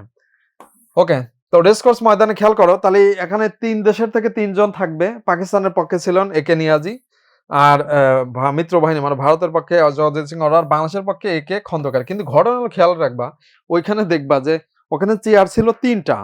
ওই টেবিলে চেয়ার আছে দেখো, একজন একে নিয়াজি সে বসে গেছে পাকিস্তানে, যে ভারতের সেও বসছে। তাহলে আরেকজন বাংলাদেশের বসবে না লে, ওই জায়গায় ভারতের আরেক সাংবাদিক বসে আছে। আর বাংলাদেশের যিনি একে খন্দকার তার পিছনে দাঁড় করায় রাখছে, মানে পিছনে উনি দাঁড়ায় আছেন। তার মানে বাংলাদেশকে ওই যে সনদের ওইখানে যে স্বাক্ষর অনুষ্ঠান ওইখানে কিন্তু বাংলাদেশ সেদিন স্বাক্ষর করতে পারে নাই। স্বাক্ষর করেছে শুধু ওই যে ভারতের পক্ষে জগৎজিৎ সিং অরোরা, আর হলো এইদিকে পাকিস্তানের পক্ষে। মানে অথচ যুদ্ধ হয়েছে বাংলাদেশে, আর বাংলাদেশের এখানে কি সিগনেচারই নাই। এটার কিন্তু একটা কপি আছে এখন ওই যে আমাদের জাতীয় জাদুঘরে আছে শাহবাগে। কিন্তু বেসিক্যালি ঘটনা এরকম হয়ে দাঁড়ায় যে শেষ মুহূর্তে এসে মুক্তিযুদ্ধ বাংলাদেশ জিতেছে সেটা নিয়ে কোনো সমস্যা নাই, কিন্তু এইটারই সুযোগ বা ফায়দা যেটা ভারত পরবর্তীতে নেয়। সব জায়গায় তার নাম, সব জায়গায় সে, এবং দেখায় যে এটা ভারত পাকিস্তান যুদ্ধ হয়ে গেছে। এবং শেষ পর্যন্ত আমরা জানি এই যুদ্ধের ফলে একটা চুক্তি হয়, সিমলা চুক্তি। আর এই চুক্তিতেও বাংলাদেশকে ডাকেই নাই, মানে রাখেই নাই বাংলাদেশ। অথচ কোন যুদ্ধ নিয়ে এই চুক্তি হয়েছিল? ১৯৭১ মুক্তিযুদ্ধ নিয়ে। অথচ চুক্তি করেছে কে? ভারত পাকিস্তান। মানে অবাক করা কাণ্ড। পৃথিবীর ইতিহাসে এমন কোনো যুদ্ধই হয় নাই যে যুদ্ধে যারা যুদ্ধ করেছে তাদের নামই নাই সেখানে। তো এরকমই হয়েছিল আরকি। তো এইরকম ইতিহাস মূলত এই যে আমাদের পরে মুক্তিযুদ্ধের পরে মূলত এটা এইরকম ঘটনা ঘটে। তো যাই হোক, কিন্তু এখানে এই ৩ জনের নাম মনে রাখতে হবে। আচ্ছা, ওকে, এখানে আসা যাক। বীরত্বসূচক খেতাব মুক্তিযুদ্ধের শেষে দেওয়া হয়। তো সেই ক্ষেত্রে এখানে কিন্তু এটার কিছু সংশোধন আছে। কারণ আগে ছিল ৬৭৬ জন, কিন্তু এখন যেহেতু এই যে ৪ জনের নাম বাতিল করেছিল, এইজন্য এখানে কম আছে ৪ জন। তাহলে ৭ জন হলো বীরশ্রেষ্ঠ, বীর উত্তম হলো ৬৭, আর বীর বিক্রম ১৭৪, আর বীর প্রতীক লাস্টে যেটা ৪২৪, সব মিলে ৬৭২ জন। ওকে। আচ্ছা, মুক্তিযুদ্ধে উপজাতি একমাত্র বীর বিক্রম উপাধি পেয়েছিলেন ইউকে চিং মারমা। ইনি ৬ নং সেক্টর যুদ্ধ করেছিলেন। আর যে মহিলা মানে যুদ্ধ করে কিন্তু খেতাব পাননি, কাকন বিবি, এটা তিনি মুক্তি বেটি ৫ নং সেক্টর। আর ২ জন যিনি নারী খেতাবপ্রাপ্ত মহিলা ২ জন, একটা হলো ক্যাপ্টেন ডাক্তার সেতারা বেগম, আরেকজন হলো তারামন বিবি। ওকে, ১১ নং সেক্টরে। ওকে, এখন আসো বীরশ্রেষ্ঠদের। মোটামুটি এখানে তাদের বিস্তারিত আছে। কেউ তো বীরশ্রেষ্ঠদের থেকে কোশ্চেন আসে, খেয়াল রাখবা। যে কোনো জায়গায় যেরকম যাদের শহীদ হয়েছে, যারা খুব বিখ্যাত যে কোনো আন্দোলনে, যেরকম ৬৯ গণঅভ্যুত্থানে যারা শহীদ, আসাদ, ডক্টর শামসুজ্জোহা, কোশ্চেন আসে। ঠিক ৭১-এ যারা ৭১-এ তো অনেক মানুষ মারা গিয়েছে, শহীদ হয়েছে, কিন্তু তার মধ্যে যারা বীরশ্রেষ্ঠ তাদের নামটাই বেশি আসে পরীক্ষায়। তার কারণ তারা তো একদম খেতাবপ্রাপ্ত। তো সেক্ষেত্রে আসো, প্রথম শহীদকে মোস্তফা কামাল। এই যে এটা নিয়ে অনেকেই কনফিউশনে থাকে, প্রথম শহীদকে, সেটা হলো মোস্তফা কামাল হবে। হ্যাঁ, মুন্সি আব্দুর রউফ, এটা একটা মতান্তর সে ৮ এপ্রিলে মারা গিয়েছে। কিন্তু কথা হলো এটা কোনো বইপত্রে এখন ৮ এপ্রিল লেখা নাই, বইপত্রে লেখা ২০ এপ্রিল। বিধায় মোস্তফা কামালই হলো সবার আগে। সে দেখো কত নং সেক্টরে যুদ্ধ করেছে? ২ নং। এই খেয়াল রাখতে হবে কে কত নং সেক্টরে যুদ্ধ করেছে। মুন্সি আব্দুর রউফ ১ নং সেক্টরে। ওকে, এরপরে মতিউর রহমান, তিনি কোনো সেক্টর না, কারণ বিমান বাহিনীর তিনি। ওনার থেকে কি কোশ্চেন আসে যে এই মতিউর রহমান, ফ্লাইট লেফটেন্যান্ট মতিউর রহমানের সমাধি কোথায়? কারণ সমাধি ছিল পাকিস্তানে। সেইখান থেকে নিয়ে আসা হয়েছে এই যে মিরপুরের বুদ্ধিজীবী কবরস্থানে। এবং আচ্ছা দেখে আরেকটা কোশ্চেন আনসার দাও। বাংলাদেশের এই যে মিরপুর বুদ্ধিজীবী কবরস্থানে আর কোন বীরশ্রেষ্ঠের কবর আছে? ২ জন বীরশ্রেষ্ঠের কবর আছে ওখানে। একজন হলো মতিউর রহমান, আরেকজন আছে যার কবর ভারত থেকে নিয়ে আসা হয়েছে বাংলাদেশে। বলো দেখি কে সে? বাংলাদেশে আরেকজন বীরশ্রেষ্ঠর কবর মিরপুর শহীদ বুদ্ধিজীবী কবরস্থানে আছে। তাহলে তার নাম কি? হ্যাঁ, এই কেউ বলতে পারছো না? সিপাহী হামিদুর রহমান। এই দেখো এখানে আছে সিপাহী হামিদুর রহমান। এই যে হামিদুর রহমান সর্বকনিষ্ঠ যিনি, তারও কবর এই যে মিরপুর বুদ্ধিজীবী কবরস্থান। ওকে, এইখানে। আচ্ছা, নূর মোহাম্মদ শেখ, এইখানে দেখা যাচ্ছে নূর মোহাম্মদ শেখ তিনি এই সাথে যশোরে কাশীপুরে তার সমাধি, মানে 8 নং সেক্টরে তিনি যুদ্ধ করেছিলেন। হামিদুর রহমান হলো 4 নং সেক্টর। ওকে, রুহুল আমিন যিনি 10 নং সেক্টর এবং নৌবাহিনীর, এটা কিন্তু খেয়াল রাখতে হবে, তিনি নৌবাহিনীর, এই নৌবাহিনীর ব্যতিক্রম। তো নৌবাহিনীর তিনি কিন্তু 10 নং সেক্টরে খুলনাতে তিনি মূলত এখানে মারা গিয়েছিলেন। এরপরে মহিউদ্দিন জাহাঙ্গীর সর্বশেষ তিনি শহীদ হন। তিনি হলো চাঁপাই নবাবগঞ্জে, এই যে 7 নং সেক্টর, চাঁপাই নবাবগঞ্জের ছোট সোনা মসজিদ এখানে। ওকে, তাহলে এইখানে দেখা যাচ্ছে বিদেশি ব্যক্তিদের অবদান আছে, আমাদের মুক্তিযুদ্ধে বিদেশি অনেক ব্যক্তিদের অবদান আছে। তো এই বিদেশি ব্যক্তিদের মধ্যে শুরুতেই রয়েছে ওডারল্যান্ড, এই যে WS ওডারল্যান্ড। তো এই যে ওডারল্যান্ড, এ হলো একমাত্র বিদেশি খেতাবপ্রাপ্ত বীর প্রতীক। ওকে, তো ওডারল্যান্ড এমন কি কাজ করেছিল যে তাকে খেতাব দেওয়া হলো? ঠিক আছে, মানে ওডারল্যান্ডের খেতাব দেওয়ার ঘটনা কি? এটা হলো, এই যে যাদের বাড়ি ময়মনসিংহ গাজীপুর এই সাইডে তারা হয়তো চিনবে, এই যে যেখানে বিশ্ব ইজতেমা হয়, দেখো এই যে বিশ্ব ইজতেমা হয় তুরাগ নদীর তীরে, তো ওইখানে দেখবা বাটা কোম্পানি, যে বিখ্যাত বাটা, ওই বাটা কোম্পানির ওখানে কি আছে, কারখানা আছে, এবং ওইটা হলো বাটার হেডকোয়ার্টার, বাংলাদেশে অবস্থিত বাটার হেডকোয়ার্টার। তো ওই বাটা কোম্পানির তৎকালীন প্রধান অফিসার মানে এমডি, এই এমডি ছিলেন হলো এই যে WS ওডারল্যান্ড। তো এই লোক মানে আগে থেকেই দ্বিতীয় বিশ্বযুদ্ধ করার অভিজ্ঞতা ছিল, দ্বিতীয় বিশ্বযুদ্ধে তিনি একজন সৈনিক ছিলেন, তার জন্ম কিন্তু নেদারল্যান্ডসে, কিন্তু নাগরিক হলো অস্ট্রেলিয়া। তো সে যখন মুক্তিযুদ্ধ চলে, তো ওই সময় তিনি গলফ খেলতেন, মানে ঢাকা ক্যান্টনমেন্টে এসে, যে যেটা দেখবা যে ওই টঙ্গী থেকে সে গাড়ি নিয়ে চলে আসতো এই যে কুর্মিটলা গলফ ক্লাব, যেটা হলো আমাদের ঢাকা ক্যান্টনমেন্ট এখানে। তো ওই সময় পাকিস্তান সেনাবাহিনীর যারা বড় বড় অফিসার তাদের সাথে গলফ খেলার ফাঁকে ফাঁকে আড্ডা হইতো, চা নাস্তা খাইতো। তো কথাবার্তা যা হইতো সবই কি নিয়া, ওই যুদ্ধ নিয়া, কোনো পাকিস্তান আর্মির অফিসাররা তারা বিভিন্ন কথা ওডারল্যান্ডের সামনেই বলতো যে হ্যাঁ তারা কুমিল্লা এই প্ল্যান করেছে, নারায়ণগঞ্জে অমুক জায়গায় এই করবে এই করবে, মানে এগুলো ওডারল্যান্ডের সামনেই বলতো। ওডারল্যান্ড আবার সুন্দর করে এই তথ্য নিয়ে সে ওই 1 আর 2 নম্বর সেক্টর কমান্ডার কাছে নিয়মিতভাবে এই তথ্যগুলো কি করতেন, তিনি পাচার করতেন। এটা কিন্তু পাকিস্তান সেনাবাহিনী কেউ জানে না। তো এবং মুক্তিযুদ্ধের শেষের দিকে তিনি একদম সরাসরি যা অনেক মানে কুমিল্লার দিকে যা মুক্তিযোদ্ধাদের ট্রেনিং পর্যন্ত দিয়েছিলেন। তো পুরা এইভাবে চলছে, পুরা মুক্তিযুদ্ধের সময় সে গলফ খেলে গেছে, এদিক দিয়ে তথ্য নিয়ে গেছে, পাকিস্তান কিছুই জানে না। পরে যুদ্ধের পরে যখন এটা জানাজানি হয় যে না এই ওডারল্যান্ড এই কাজ করেছে এবং তাকে তখন বীর প্রতীক খেতাব দেওয়া হয়, তখন পাকিস্তান বুঝতে পারে যে হায় হায়, এই যুদ্ধ তো গলফ খেলতে যাই শেষ হয়ে গেছে, মানে ওখানেই তো তথ্য সব গেছে লিক হয়ে। তো যাই হোক, মানে ওডারল্যান্ড সেই ব্যক্তি যিনি আমাদের দেশের জন্য জীবন বাজি রাখছিলেন, মানে এক কথা এটা কিন্তু জানতে পারলে কিন্তু তার কিন্তু একদম শেষ হয়ে যেত, তার মানে ভয়ানক এক বিষয়। কিন্তু সে কিন্তু এই অবদান রাখার কারণে তাকে কি করা হলো, বীর প্রতীক খেতাব দেওয়া হয়েছে। 2001 সালে তিনি মারা গিয়েছেন এবং স্বাভাবিকভাবে মারা গিয়েছেন, তাকে বাংলাদেশের নাগরিকত্ব দেওয়া হয়েছিল, তিনি অস্ট্রেলিয়ার নাগরিক ছিলেন। ওকে, তাহলে ওডারল্যান্ডের নাম, এই ওডারল্যান্ডের নাম ঢাকা ভার্সিটিতে বেশি আসে, মানে এ পর্যন্ত সব মিলে 3 বার এসেছে এই ব্যক্তির নাম।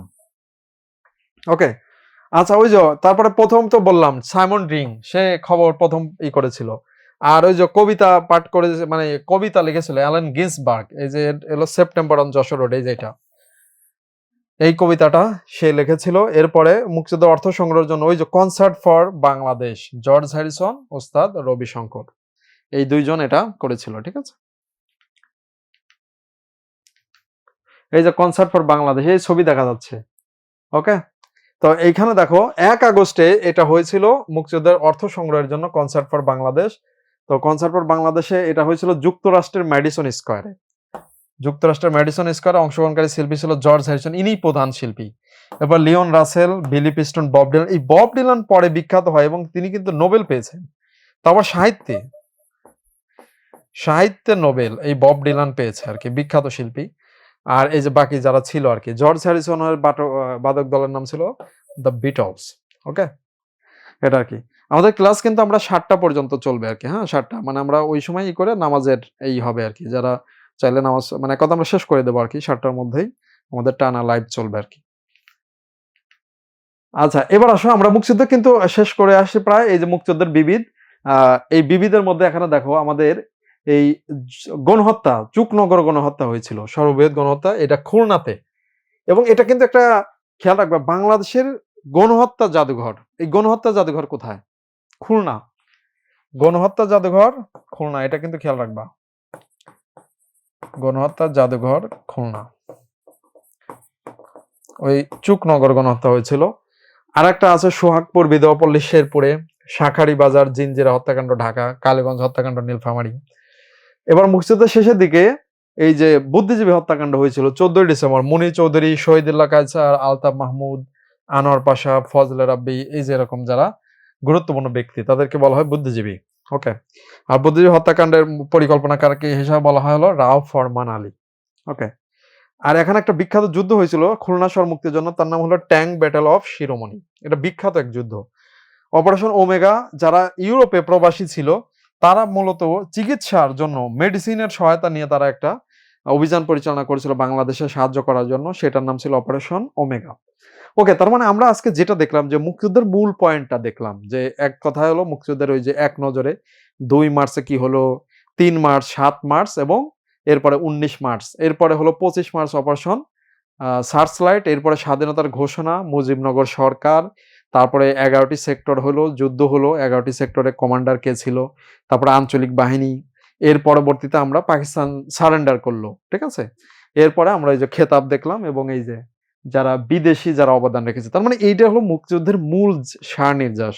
কারণ এরপরেও কিন্তু আরো কিছু আছে, যে এরপরে সাহিত্য হয়েছে, চলচ্চিত্র হয়েছে এবং বাংলাদেশকে স্বীকৃতি দিয়েছে, এগুলো পরীক্ষা আসবে, কিন্তু এগুলো আজকে আমরা আলোচনা করব না, এগুলো হয়তো পরে রেগুলার ক্লাসে যখন আসবে তখন হয়তো সেগুলো আরো বিস্তারিত আলোচনা হবে। যেহেতু আজকে সময় আমরা খুব সংক্ষিপ্তভাবে মূল বিষয়গুলো এখানে তুলে ধরলাম যাতে তোমরা মূল বিষয়টা বুঝতে পারো। তো ওকে, আমরা এখন চলে আসি জুলাই গণ অভ্যুত্থানে। বলে রাখা ভালো, জুলাই গণ অভ্যুত্থানে কিন্তু কোশ্চেন আসবে, ঠিক আছে, গত ইস্যুতেও এসেছে এবং এইখানে আমরা জুলাই গণ অভ্যুত্থানের সংক্ষিপ্ত ইতিহাসটা দেখতে পাবো। ওকে, তো খেয়াল করো এটা শুরু হয়েছিল কি নিয়ে, কোটা আন্দোলন নিয়ে, কোটা আন্দোলন। ওকে, কোটা আন্দোলন, তাহলে কোটা আন্দোলন কবে, এই যে 5 জুন, মানে রায় দিয়েছিল হাইকোর্ট যে কোটা পুনর্বহাল হবে। ওকে, তাহলে কোটা সংস্কার আন্দোলন কবে হয়েছিল, এটার পাশে লিখে রাখবা, কোটা সংস্কার আন্দোলন হয় 2018 সালে। কোটা সংস্কার আন্দোলন 2018। ওকে, আরেকটা জিনিসের নাম লিখতে রাখবা, আবরার ফাহাদের নাম, ঠিক আছে, শহীদ আবরার ফাহাদ, আবরার ফাহাদ নিহত হয়, এটা হলো 7 অক্টোবর 2019। ওকে, তাহলে এই দুইটা তথ্য একটু আগে লিখে রাখতে হবে। আচ্ছা, এখন খেয়াল করো, তাহলে কোটা সংস্কারের মূলত ওই যে ছিল সেটা কোটা তো বাতিল হয়ে গেছিল, সেটা আবার পুনর্বহাল করে যখন হাইকোর্ট রায় দেয়, এইটার প্রতিবাদ শুরু হয় 5 জুন, আর এই 6 জুন হলো ঢাকা বিশ্ববিদ্যালয়ের শিক্ষার্থীরা বিক্ষোভ করে। কিন্তু এটার নাম বৈষম্য বিরোধী ছাত্র আন্দোলন, এই নামে মূলত শুরু হয়। এই যে এটা দেখো, বৈষম্য বিরোধী ছাত্র আন্দোলন কবে থেকে, 1 জুলাই। এই প্ল্যাটফর্মে শুরু হয় কোটা সংস্কার আন্দোলন, সেটা হলো ঢাকা বিশ্ববিদ্যালয়ে 1 জুলাই থেকে। এর একটা প্রোগ্রাম দেয় বাংলা ব্লকেড, এই যে 6 জুলাই বাংলা ব্লকেড। ওকে, তখনো পর্যন্ত কিন্তু এটা কোটা চাকরির আন্দোলনই ছিল, কিন্তু এটা মূলত চাকরি থেকে যখন রাজনৈতিক আন্দোলনের রূপ ধারণ করে, মূলত ওই যে একটা কথা থেকে রাজাকার, যখন এদেরকে রাজাকার সম্বোধন করে, আর ওই যে আবু সাইদকে গুলি করে হত্যা করা হয় পরবর্তীতে, এর ফলে আন্দোলন একদম সরাসরি সরকার পতন আন্দোলনের দিকে সারা, মানে শুধু ছাত্ররা না, আরো যারা সমাজের যারা আছে, শ্রমিক শ্রেণী, শিক্ষিত, গ্রামের মানুষ, মানে সব ধরনের রাজনৈতিক লোক সবাই যুক্ত হয়ে যায়, ঠিক আছে, এটা আর কি। তো এখানে দেখো, এই যে 14 জুলাই, ঠিক আছে, এই যে এটা আর কি, যে তুমি কামিকা রাজাকার রাজাকার, এই স্লোগান, এটা একটা টার্নিং পয়েন্ট হয়ে দাঁড়ায়, যে এইটার মাধ্যমে মূলত সরাসরি সরকার পতন আন্দোলনের দিকে চলে যায়। আর 16 জুলাই আন্দোলনের টার্নিং পয়েন্ট, এটা কিন্তু এই যে জুলাই শহীদ দিবস, 16 জুলাই কিন্তু এখন জুলাই শহীদ দিবস, এটা খেয়াল রাখতে হবে, জুলাই শহীদ দিবস, ঠিক আছে, এটা হলো 16 জুলাই।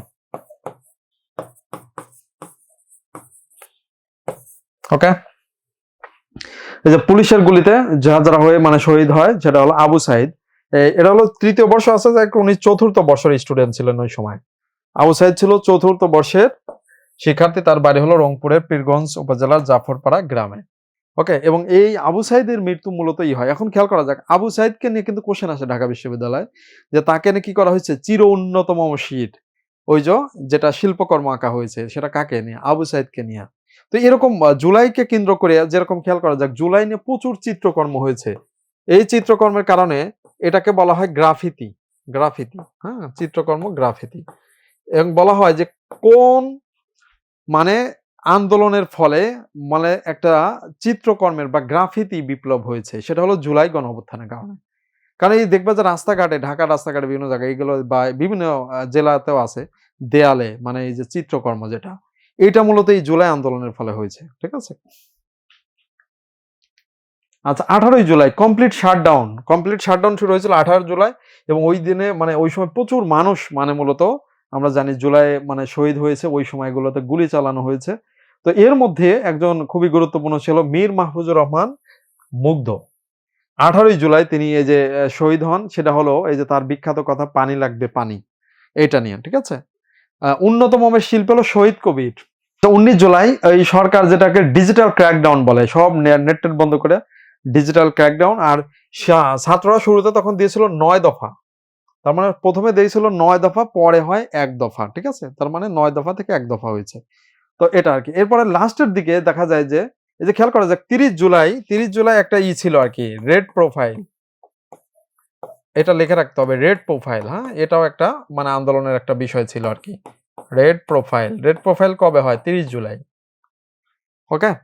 তো ওই দিন আবার একটা প্রোগ্রাম ঘোষণা করা হয়েছিল, March for justice. March for justice এটা পালন করা ঘোষণা হয়েছিল 30 জুলাই। কিন্তু 30 জুলাই একটা প্রোগ্রাম অলরেডি পালন করা হয়েছিল, রেড প্রোফাইল, সবার প্রোফাইল লাল। ওকে? আচ্ছা, এরপর 31 জুলাই আন্দোলনে শহীদদের স্মরণে রিমেম্বারিং আওয়ার হিরোজ এই কর্মসূচি পালিত হয়েছিল। ওকে? আচ্ছা, 3 আগস্ট হলো সরকার পতনের 1 দফা। 1 দফা। ঠিক আছে? সরকার পতনের এটা হলো 1 দফা দাবি।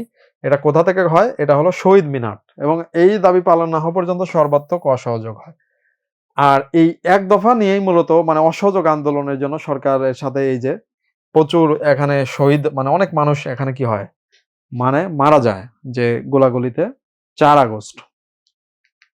ফাইনালি 5 আগস্ট এই জায়গায় এটাই হলো এই যে ওইটার প্রোগ্রামের নাম ছিল, খেয়াল রাখতে হবে, এটার নাম ছিল march to Dhaka. March to Dhaka.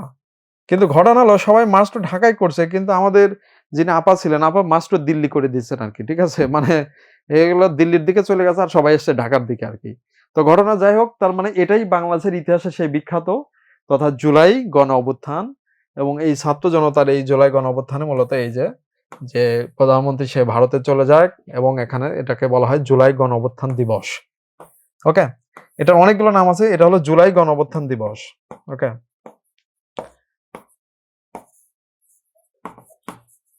July গণ অভ্যুত্থান দিবস। ওকে? আর এই যে 8 আগস্ট ডক্টর মোহাম্মদ ইউনূসের নেতৃত্বে অন্তর্বর্তীকালীন সরকার গঠিত হয়েছিল। আর আমরা জানি অন্তর্বর্তী সরকারও কি এখন শেষ। ঠিক আছে? এটা আরকি। আচ্ছা, ওকে। আচ্ছা, জিকের জন্য কি মানে আমি বলবো আরকি, শেষের দিকে আসে আমি ওই যে কিছু সাজেশনমূলক টপিকের কথা বলে দেবো আরকি। যে এই টপিক মানে ১ম দিকে পড়ে ফেলতে হবে। ঠিক আছে? সেটা আমি বলে দেবো আরকি। তো ওকে, এটা হলো আমাদের জুলাই আন্দোলন। তো এই আন্দোলনের ইতিহাস আমরা সংক্ষেপে, এখন যদি আমরা শহীদদের একটু নাম দেখি, যে যারা শহীদ হয়েছিল, শহীদের সংখ্যা তো অনেক আছে, কিন্তু আমরা এর মধ্যে উল্লেখযোগ্য যারা, আবু সাইদের কথা বলেছি আমরা। আবু সাইদ 16ই জুলাই শহীদ হয়েছিল, বেগম রোকেয়া ইউনিভার্সিটির স্টুডেন্ট। এরপর অসীম আকরাম, তিনি চট্টগ্রাম কলেজের স্টুডেন্ট ছিল, চট্টগ্রাম। তার মানে এরাও ওই ১ম দিনই 16ই জুলাই। ফয়সাল আহমেদ শান্ত, এরাও ওই চট্টগ্রামেই এই যে 16ই জুলাই। এরপরে মুগ্ধ, ওই যে যার কথা বললাম খুবই মানে আলোচিত হয়েছিল, মুগ্ধ খুলনা ইউনিভার্সিটি আর বিইউপির স্টুডেন্ট। মানে খুলনা বিশ্ববিদ্যালয় থেকে অনার্স করেছে। ঠিক আছে? আর বিইউপি থেকে মাস্টার্স, রানিং বিইউপির স্টুডেন্ট ছিল। ঠিক আছে? এটা আরকি। হ্যাঁ, এরপরে ফারহান ফায়াজ ছিল এই যে রেসিডেন্সিয়াল মডেল কলেজের স্টুডেন্ট, রেসিডেন্সিয়াল মডেল কলেজের। ওকে? গোলাম নাফিস, এই গোলাম নাফিসের এটা কিন্তু খুব হয়েছিল, যে ওই যে রিকশায় লাশ পড়েছিল, মানে এটা মানে হয়েছে, দেখেছো কিনা, রিকশায় লাশ পড়েছিল, এটা ছিল গোলাম নাফিসের, বনানী বিদ্যানিকেতনের মানে স্টুডেন্ট ছিল আর কি, এবং সেটা শেষের দিকে 4 আগস্টে। ওকে? তার মানে আমরা দেখো এটাও আমরা শেষ করলাম, আমরা সংক্ষেপেই করলাম। এখানে আরো বিস্তারিত এখন আসো, পরীক্ষায় কিন্তু তোমাকে মানে এটা এখানে যে এটুকু শেষ তা না, আজকে কিন্তু আমরা বললাম যে মূল অংশটাকে আমরা আজকে দেখাচ্ছি, পড়াচ্ছি, যে জুলাই আন্দোলনটা কিভাবে হলো, আন্দোলনের পুরাটা, আর হলো শহীদদের উল্লেখযোগ্য অংশ। কিন্তু যখন তোমার মেইন লেকচার যখন ক্লাস হবে, সেখানে কিন্তু এর আরো কিছু বিস্তারিত আছে, শহীদদের সংখ্যা বিস্তারিত, এর পরবর্তীতে এই যে বর্তমান জুলাই নিয়ে যা যা হয়েছে, যেরকম একটা হয়েছে শ্রাবণ বিদ্রোহ, সরকারিভাবে প্রামাণ্য চিত্র, জুলাই গণঅভ্যুত্থানের প্রামাণ্য চিত্র, এর নাম হলো শ্রাবণ বিদ্রোহ। ঠিক আছে, তার কারণ হলো ওই শ্রাবণ মাসে হয়েছে তো আর কি, বাংলা শ্রাবণ মাসে। তো এটা আর কি।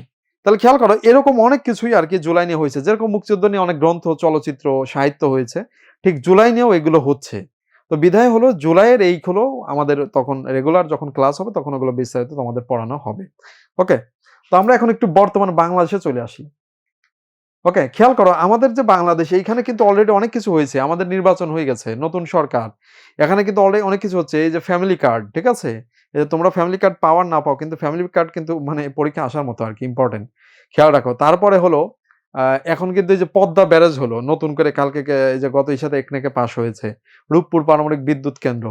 তো এরকম আরো অনেক কিছু, যা কিছু বর্তমান হচ্ছে আর কি, এটা কিন্তু পরীক্ষা আসার মতো আর কি। হ্যাঁ, হ্যাঁ, ক্লাসে পিডিএফ পেয়ে যাবে মনে হয়, এখান থেকে বললে পিডিএফ দিয়ে দিবে। তো আমরা একটু দেখি যে বাংলাদেশে যে নির্বাচন হলো সেখানে কি কি তথ্য আছে যেগুলো আমাদের পরীক্ষা আসতে পারে। কারণ খেয়াল করো সাম্প্রতিক থেকে তোমাদের কিন্তু কোশ্চেন অবশ্যই আসবে। আমি কি বলেছি গতবারও কয়টা আসছে? 10টা।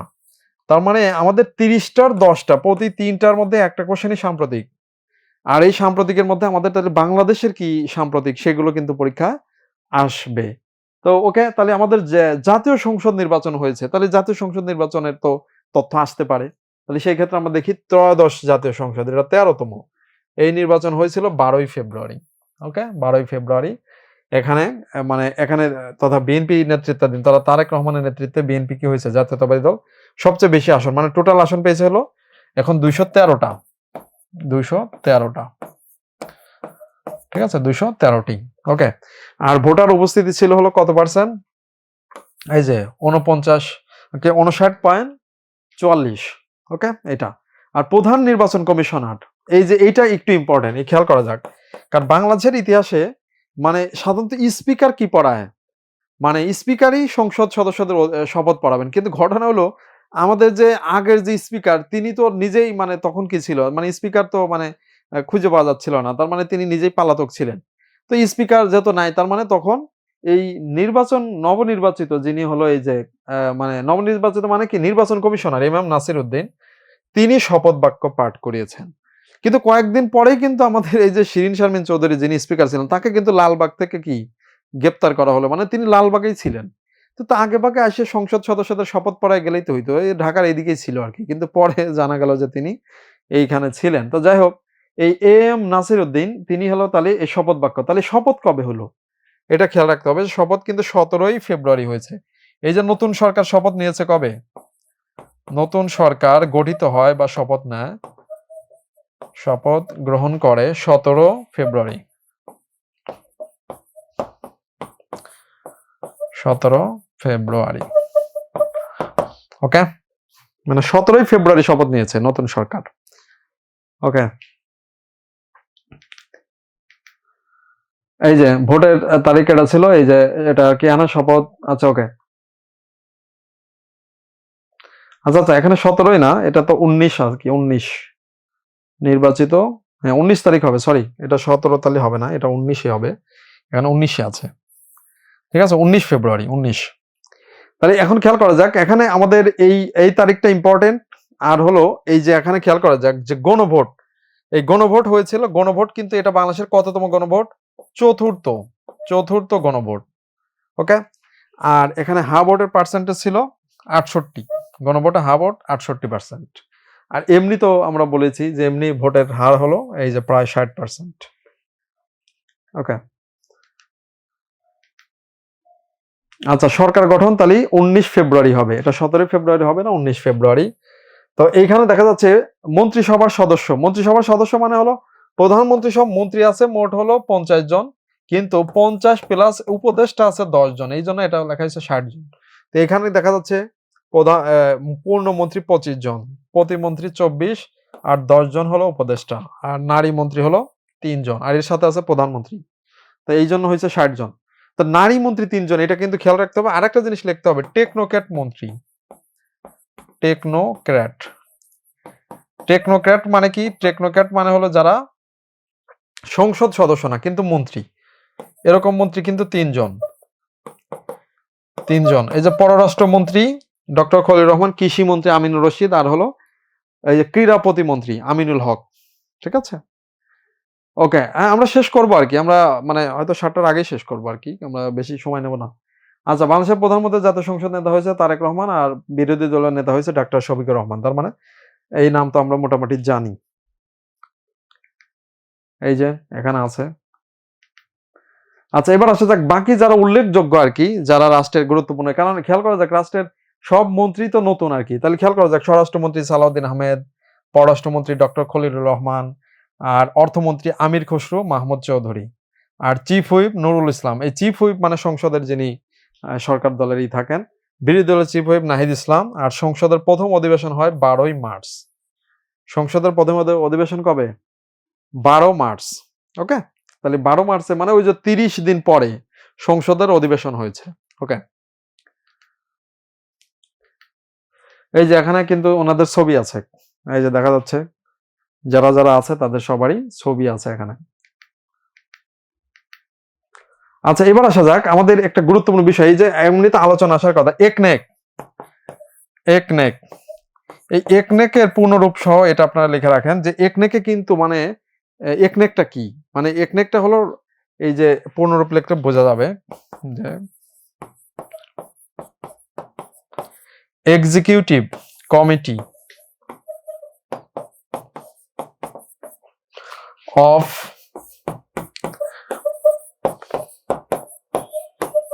National economic council.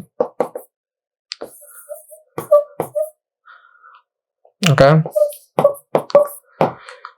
তো একনেক, এই একনেকটা মূলত হলো রাষ্ট্রের সর্বোচ্চ অর্থনৈতিক বডি। সাপোজ খেয়াল করা যাক যে মন্ত্রিসভা, আমাদের যারা মন্ত্রী আছে তাদেরকে নিয়ে হয় কোনটা? মন্ত্রিসভা, ক্যাবিনেট মিটিং হয়, এটা হলো সোমবারে। আর যারা মন্ত্রীদের মধ্যেই যারা খুবই গুরুত্বপূর্ণ মন্ত্রী, এদেরকে নিয়ে হয় মানে প্রধানমন্ত্রী সহকারে, এটা হলো একনেক। একনেকের কাজ কি? যে কোনো মানে আমাদের বাংলাদেশের কোনো একটা প্রকল্পের ব্যয় যদি 50 কোটির উপরে হয়, 50 কোটি প্লাস, তাহলে অবশ্যই একনেকের মাধ্যমে কি নিতে হবে? ওটা অনুমোদন নিতে হবে। যেরকম এই যে এই সপ্তাহেই মূলত আমরা জানি বাংলাদেশের ইতিহাসের সবচেয়ে বড় ব্যারেজ নির্মাণ হচ্ছে পদ্মা ব্যারেজ। ওকে, এই পদ্মা ব্যারেজ এটা তাহলে একনেক থেকে পাশ হয়েছে। এটা কোথায় হবে? রাজবাড়ির পাংশায়, রাজবাড়ির পাংশা। এটা কিন্তু খুবই গুরুত্বপূর্ণ একটা মানে আমাদের তথ্য, মানে এই সাম্প্রতিক বাংলাদেশ থেকে আসার মতো। ঠিক আছে, হ্যাঁ, ট্যালেন্ট হান্টে কোশ্চেন আসতে পারে। ট্যালেন্ট হান্টে কোশ্চেন এই যে বললাম মুক্তিযুদ্ধ থেকে হবে, জুলাই গণ অভ্যুত্থান থেকে হবে, মানে এই রিলেটেড এগুলো কোশ্চেন আসবে। সংবিধান থেকে হবে, বাংলাদেশের মানে সাহিত্য সংস্কৃতি এটা থেকে হবে, ঢাকা বিশ্ববিদ্যালয় থেকে হবে, মানে সাধারণ জ্ঞানের যে তথ্যগুলো এগুলো থাকবে ওখানে। আন্তর্জাতিক জাতিসংঘ থাকবে, আমি কিছু টপিক এখানে লিখে দেবো। আচ্ছা, একনেক সভাপতি এটা হলো তারেক রহমান। বিকল্প সভাপতি খেয়াল করা যাক, বাংলাদেশের বিকল্প সভাপতি সবসময় হয় অর্থমন্ত্রী, কিন্তু এবার অর্থমন্ত্রী হয় নাই। বিকল্প সভাপতি হলো মির্জা ফখরুল ইসলাম আলমগীর। ওকে, আচ্ছা, এরপরে বাংলাদেশ ব্যাংকের গভর্নর মোস্তাকুর রহমান, ওই যে যেটা নিয়ে অনেক আলোচনা হলো যে অনেক মব করে বা বিভিন্ন ভাবে তাকে কি করা হয়েছে, এখানে বসানো হয়েছে। গার্মেন্টস ব্যবসায়ী তিনি ছিলেন। দুদকের চেয়ারম্যান হলো মোতাহার হোসেন। তার মানে এইগুলো হলো হয়েছে। তাছাড়া ওকে আমি একদম শেষের দিকে আমাদের চলে আসছে, এই যে ছবিগুলো আছে, এই যে এখানে এরা হলো বর্তমান একনেক সভাপতি তারেক রহমান, বিকল্প সভাপতি মির্জা ফখরুল ইসলাম আলমগীর, মোস্তাকুর রহমান, মোতাহার হোসেন। ওকে, আচ্ছা, এইবার আসেন এই যে ফ্যামিলি কার্ড। ঠিক আছে, এই ফ্যামিলি কার্ড কিন্তু এই যে শুরু হয়েছে 10 মার্চে। হ্যাঁ, 10 মার্চে ঢাকায় করাইল বস্তিতে ফ্যামিলি কার্ড দেওয়া শুরু হয়। তাহলে ফ্যামিলি কার্ড এটা হলো দারিদ্র পরিবারগুলোকে দেওয়া হবে। ঠিক আছে, কত টাকা করে? প্রতি মাসে 2500 টাকা, প্রতি মাসে 2500 টাকা করে। এটা একটা মানে আর কি। আচ্ছা, এখানে দেখা যাবে যে এটার বিভিন্ন ধরনের সুযোগ সুবিধা আছে। এইটা আর কি প্রাথমিকভাবে দেশের কয়টা উপজেলায়? 14টি। দেশের 14টি উপজেলায় মূলত এটা দেওয়া হচ্ছে। ঠিক আছে, মানে হ্যাঁ, আন্তর্জাতিক আচ্ছা সিলেবাসে না থাকলে হয়তো আসবে না, সিলেবাসে যেটা আছে সেটা থাকবে। ঠিক আছে, এটা আর কি। এই যে দেশের 14টি উপজেলায় এটা, মানে আমি লিখে দেবো আর কি, লিখে দেবো। আচ্ছা, এরপর খেয়াল করা যাক যে ফ্যামিলি কার্ড এটা কিন্তু একটা গুরুত্বপূর্ণ বিষয় হয়ে দাঁড়িয়েছে।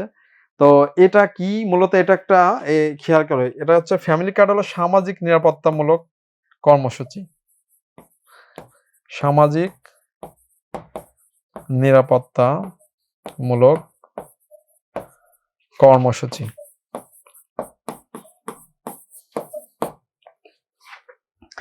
এটা ফ্যামিলি কার্ড। ওকে, আচ্ছা, এটা দিচ্ছে কারা, মানে এটাও আরেকটা বিষয়। এটা হলো দিচ্ছে মানে সমাজ কল্যাণ মন্ত্রণালয়। এটা সমাজ কল্যাণ মন্ত্রণালয় অধীনে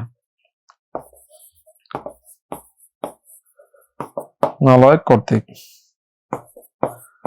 মানে সমাজ কল্যাণ মন্ত্রণালয় হতে এটা দেওয়া হচ্ছে। এই তথ্যটা একটু মনে রাখতে হবে, ঠিক আছে? ওকে, এই যেটা এখানে লেখা আছে। তো যাই হোক, এটা আর কি, এটা হলো মানে আমাদের কিন্তু আমরা লাস্ট আমি কিছু তো ঈদ লিখে দেবো আর কি, সেটা এই যে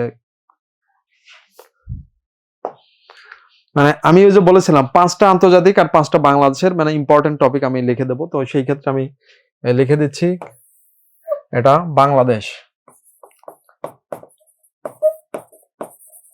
আর ট্যালেন্ট হান্টে সবকিছু থাকবে, মানে এটা শুধুমাত্র যে এইগুলো থাকবে তা না, মানে টোটাল বাংলাদেশ আন্তর্জাতিকও থাকা কিনা আমি শিওর না, তবে যেটা সিলেবাস দিছে ওই সিলেবাসের মধ্যে আসবে।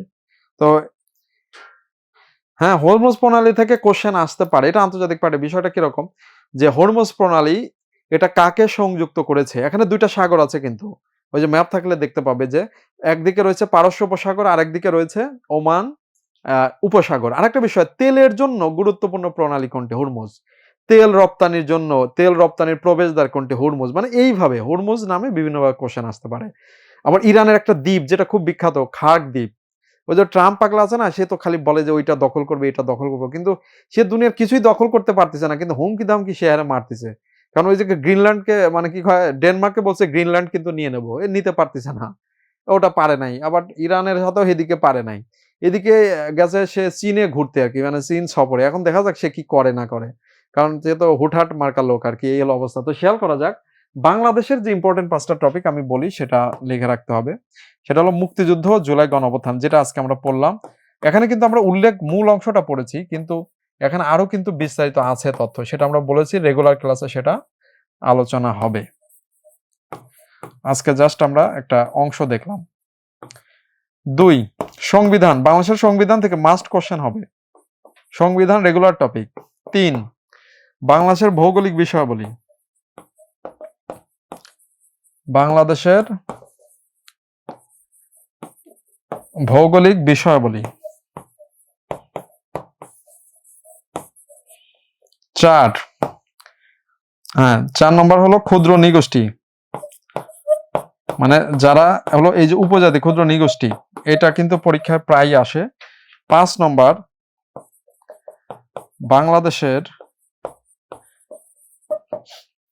বাংলাদেশের হলো শিল্প সংস্কৃতি, মানে শিল্প সংস্কৃতি মানে হলো এই যে চিত্রকর্ম, ভাওয়াইয়া গান, লোক সংস্কৃতি, ময়মনসিংহ গীতিকা, এই রিলেটেড এগুলো কিন্তু খুব ইম্পর্টেন্ট, মানে এইগুলো পড়ে ফেলতে হবে, মানে যতদূর সম্ভব, মানে এই আগামী 1 মাসের মধ্যে, তার মানে তোমাদের পরীক্ষার আগেই এটা যদি পড়ে ফেলতে পারো তাহলে অনেক ভালো হবে।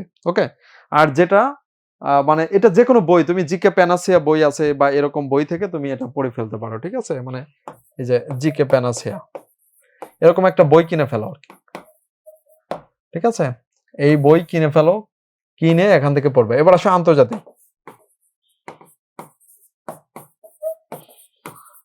ওকে,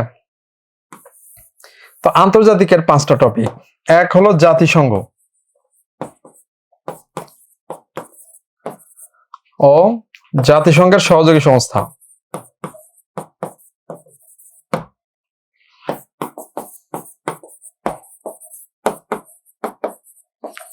এই জাতিসংঘ কিন্তু খুব বেশি কার্যকর ভূমিকা পালন করতে পারতেছে না, কারণ আমরা সবাই জানি এখানে কি আছে, ওই যে আমেরিকার ভেটো আছে, ঠিক আছে? মানে এই ভেটোর কারণে কিন্তু এখানে কোনো মতে কোনো কাজ হচ্ছে না। ইভেন এই যে 5টা যে ভেটো দেশ আছে, এই ভেটোটা সংস্কার করার চেষ্টা করা হয়েছিল 1992 সালে, যে যারা নিরাপত্তা পরিষদের ভেটো মানে আছে, এই ভেটোটা থাকবে না, এটা ভেটো উঠিয়ে দিতে হবে। তো এইটা প্রস্তাব আনছে, ওইটার বিরুদ্ধে ভেটো মারছে, যে ভেটো চেঞ্জ করতে দেবো না, দিলাম ভেটো।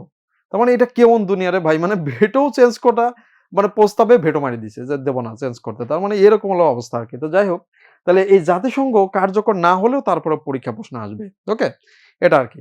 আচ্ছা, 2, অন্যান্য আন্তর্জাতিক সংস্থা।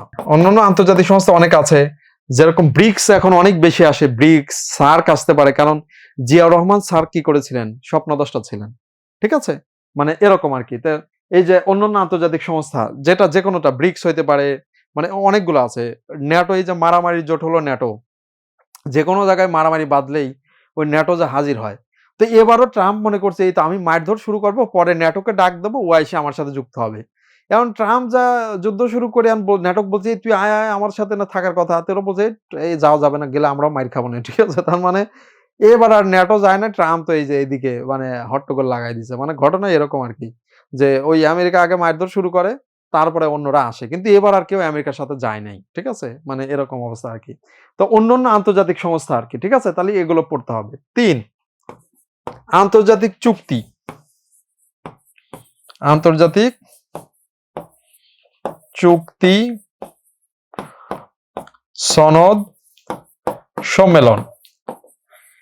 এই যে যেরকম দেখবা যে এই যে আন্তর্জাতিক চুক্তি, যদি এখন ইরান আর ইসের মধ্যে, এই কি বলে, আমেরিকার মধ্যে কোনো চুক্তি হয়, তাহলে এটা কিন্তু খুব ইম্পর্টেন্ট হবে।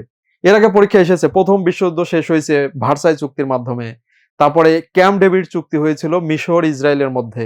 এরকম যত বিখ্যাত বিখ্যাত চুক্তি আর কি, শুধুমাত্র দুনিয়াতে যে কোনো জায়গায় যুদ্ধ শেষ হইলে তাদের মধ্যে একটা চুক্তি হয়।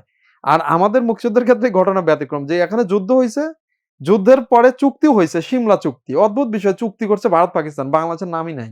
অবশ্য মেইন ঘটনা হলো বাংলাদেশের কে কেন্দ্র করে, কিন্তু বাংলাদেশকে ডাকে নাই আর কি। তো যাই হোক, কিন্তু এরকম চুক্তি যত আছে, যত বিখ্যাত চুক্তি এবং সনদ, এই সনদ হলো মানবাধিকার সনদ, সিড, মানে এইগুলো আর কি। এটা কিন্তু খুব বেশি আসে এইগুলা। এই যে সম্মেলন, আচ্ছা কেউ দেখি কোশ্চেন আনসার দাও। এই বছরে কপ সম্মেলন, পরিবেশ সম্মেলনটা কোথায় হবে? কপ সম্মেলন, কপ। ঠিক আছে, কপ সম্মেলন কোথায় হবে বলো দেখি? পরিবেশ জলবায়ু সম্মেলন এই 2026 সালে। 2026 সালে কপ সম্মেলন। আচ্ছা, এটা দেখো তুরস্কে হবে, তুরস্কের আনাতোলিয়ায়।